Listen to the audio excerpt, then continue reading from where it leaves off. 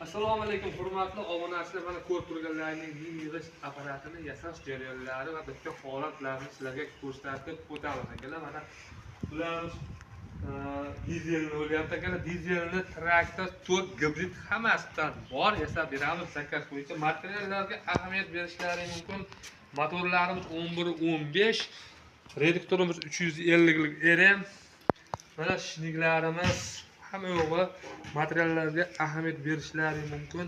Ideal holda mana bu yangicha stilda gibrid degan bo'ladi. Ham gazga, ham benzinga, propanga ham yuradi akalar. Mana uzoqdan mana ko'rinishlari akalar. Sezon boshlandi, zakaz berishni boshlaylar akalar. Ko'rishlari mumkin. Yoqqan bo'lsa laykni bosib qo'yinglar. Bunisiga nima deysizlar akalar? Bunisi yangicha stilda bormi? O'zbekistonda makina qarshi haligi bormi deydi haligi bizda haligi nima bo'lyapti deyapti. Nima bo'lyapti desa, aka bizda yangichasi chiqyapti.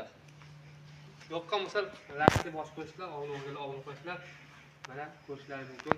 Ideal holatda bular yoshlar mazza ishlatadi, o'zi yuradi, qayerga borib chiqarib, o'zlaring chiqarib, o'zlaring nima qilishlaringiz mumkin. Zerikmishlar, xullas kolonkalargacha o'rnatib qo'yganmiz. Dinamiz Tikoniki.